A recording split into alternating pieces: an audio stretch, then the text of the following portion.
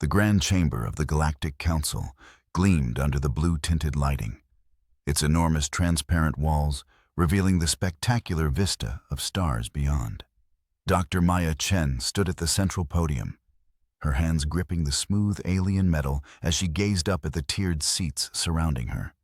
27 species watched from their designated sections, some leaning forward on appendages, others hovering in containment fields, all focused intently on the 3 humans who represented Earth's first delegation to the Council. Maya straightened her formal blue and silver Earth Diplomatic Corps uniform and tried to steady her breathing. After 50 years since first contact, humanity had finally been granted this opportunity. Everything they had worked for could be lost in an instant.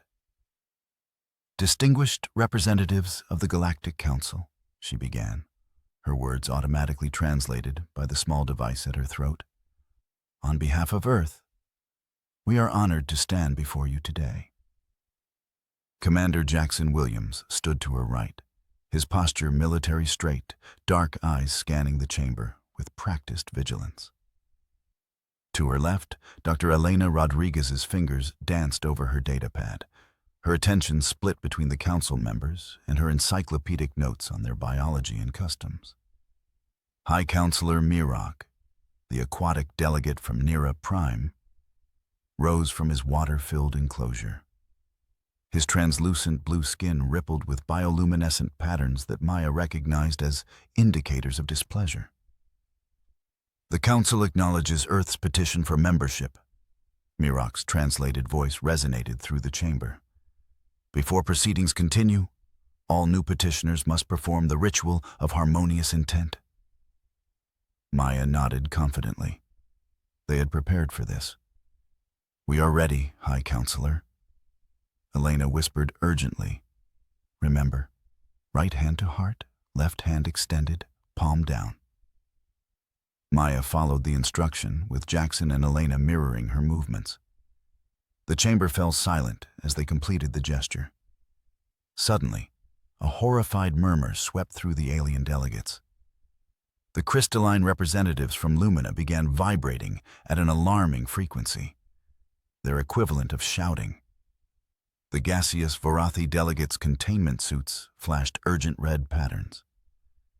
"Outrage!" Mirok's voice boomed. "The humans mock our most sacred protocols. They have performed the gesture of dominance, a direct threat to the Council's authority." Maya froze, her heart pounding. There must be a misunderstanding. We intended no disrespect. "Silence!" Mirok's bioluminescence flared brightly. "This session is suspended. The Council will deliberate on whether Earth's petition is immediately rejected and all human presence banned from Council space." As the delegates filed out amid angry chatter in dozens of languages, Maya turned to her team in the suddenly empty chamber. "What happened?" she demanded. Elena frantically scrolled through her data. The briefing materials said left hand down, but it must have been wrong.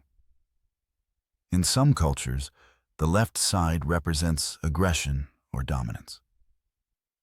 Jackson's face darkened. "Or someone wanted us to fail." He lowered his voice. "We've been set up." Back in the small, hastily prepared Earth Embassy section of the Council station, Maya paced the floor while Elena analyzed their cultural databases and Jackson secured their communications against potential surveillance. "Our briefing materials were tampered with," Elena confirmed, looking up from her screen. "The correct gesture requires the right hand extended, palm up, symbolizing openness and submission to Council wisdom." Maya stopped pacing. "But who would sabotage us? And why?" A soft chime at their door interrupted them. Jackson checked the security feed and frowned. "It's one of the insectoid delegates. Alone." "Let them in," Maya decided after a moment's hesitation. The door slid open to reveal Ambassador Zeke Tar, his iridescent exoskeleton catching the light as he ducked to enter the human-sized doorway. His compound eyes reflected the room in fractured images. Dr. Chen, his translator rendered in a soft buzz, I come unofficially. What happened today was no accident. We suspected as much, Maya replied cautiously. Zekatar's antennae twitched. Several factions oppose Earth's membership. Your species developed faster than light travel merely 50 years after first contact, a record among known civilizations. This frightens many. Fear doesn't justify sabotage, Jackson interjected. Indeed, Zekatar agreed.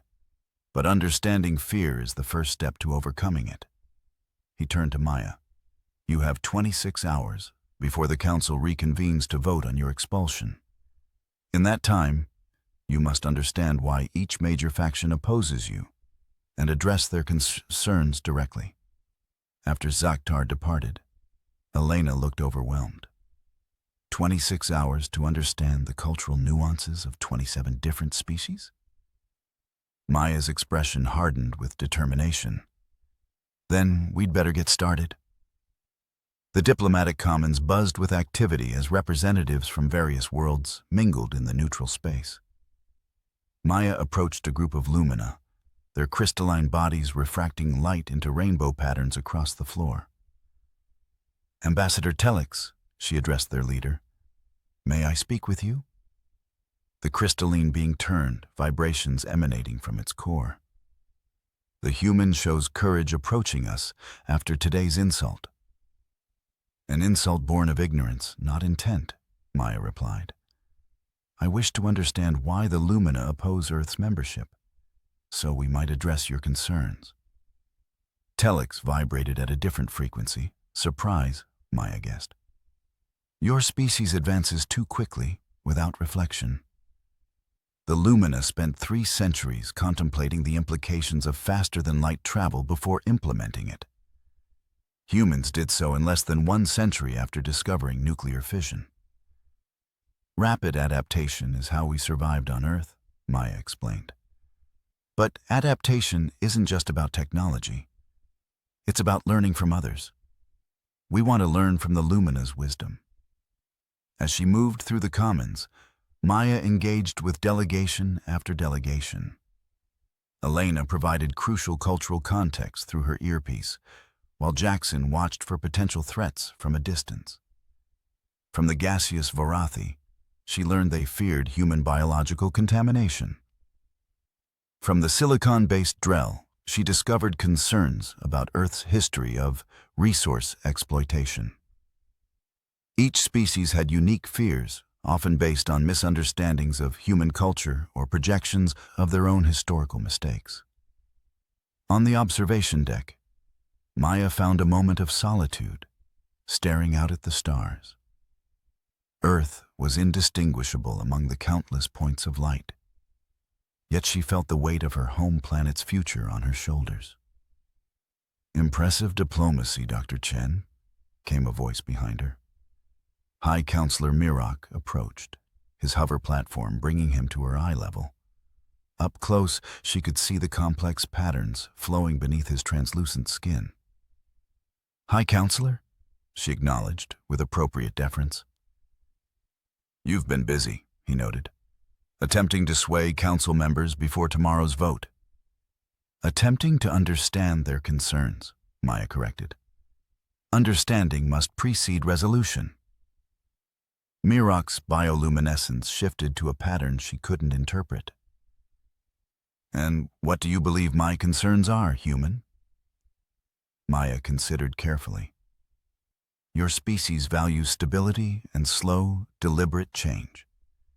Humans represent unpredictability and rapid adaptation. You fear we will disrupt the balance of power that has maintained peace for centuries. Perceptive, Mirok admitted, but incomplete. My opposition is more personal. Before Maya could inquire further, Mirok departed, leaving her with more questions than answers. When she returned to the Earth Embassy, Maya found Elena excitedly reviewing ancient human mythology texts alongside alien historical records. I found something incredible, Elena explained.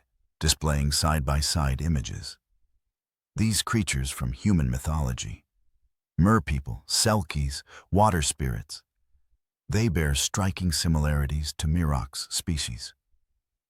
Jackson leaned forward. You're saying they visited Earth before? Approximately 3,000 Earth years ago, according to these Council historical records, Elena confirmed.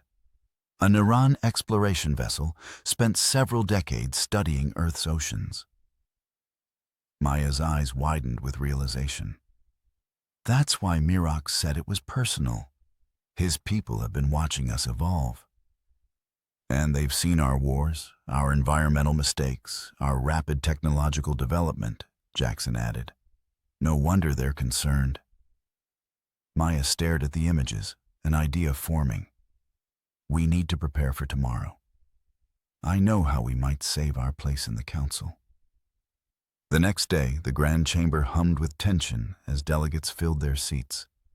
The 3 human ambassadors stood at the central podium, facing judgment. High Counselor Mirok called the session to order. We convene to vote on the expulsion of Earth's delegation following their violation of sacred protocol. Before the vote, the humans may offer a final statement. Maya stepped forward, her voice clear and steady. Distinguished council members, yesterday we made a grave error born of ignorance. Today, we come before you having spent the last 26 hours learning about your cultures, your fears, and your hopes for this galactic community. She gestured, and Elena activated a holographic display above the podium. Images appeared. Earth's oceans, ancient cave paintings of water beings, mythology texts describing visitors from the sea. We know now that some of you have visited Earth before. The Narans, whose aquatic explorers became the merpeople of our legends. The Lumina, whose crystalline probes inspired stories of magical gems. The Vorathi, whose observation devices became our tales of spirits in the mist. Murmurs spread through the chamber as Maya continued, addressing each major species directly, acknowledging their specific concerns about humanity, and proposing solutions that honored their cultural values while staying true to human principles. We humans are young, impetuous, and still learning, she admitted. But these qualities that frighten you are also our greatest strengths. We adapt quickly, solve problems creatively, and embrace diversity because our own planet forced us to do so to survive. As she spoke, tension in the chamber shifted to interest, then to consideration. Even Mirok's bioluminescence patterns had changed to what Elena whispered was a sign of thoughtful attention. We don't ask for full membership today, Maya concluded. We ask for the opportunity to learn from you, to grow under your guidance, and to contribute our unique perspective to this grand community of worlds. When she finished, the chamber remained silent for several long moments. Then, unexpectedly, Ambassador Zakhtar rose. I propose an amendment to today's vote, the insectoid delegate announced.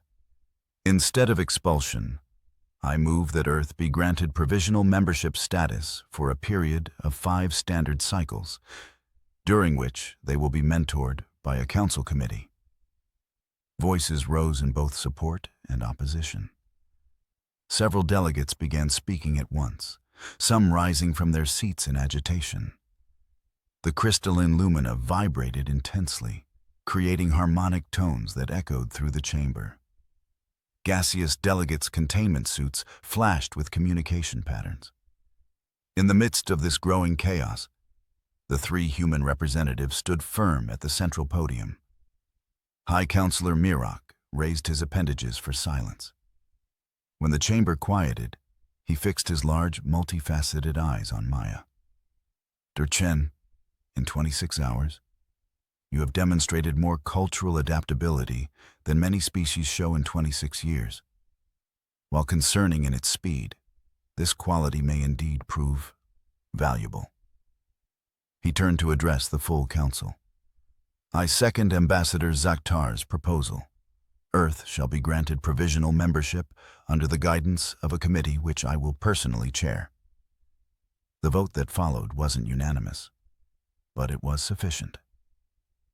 As the session concluded, delegates approached the humans with questions and comments. Some welcoming, others still wary, but all engaged. As the crowd dispersed, Mirak approached Maya privately. Your ancestors called my people the guardians of the deep, he said. They painted our images on their cave walls with reverence. And now we meet as equals, Maya replied. Not quite yet, Mirak corrected. But perhaps someday. You have much to learn, but today you have taught us something as well. That understanding can bridge even the vastest differences between worlds. Maya looked around at the grand chamber, at the diverse species beginning to interact with her colleagues, at the stars visible through the transparent walls. Stars that would now remain open to human exploration and cooperation. This is just the beginning, she said, both to Mirak and to herself, for Earth and for the Galactic Council. As she joined Jackson and Elena to meet with their new alien counterparts, Maya knew that humanity's greatest adventure wasn't reaching the stars. It was learning to live among them, one cultural understanding at a time.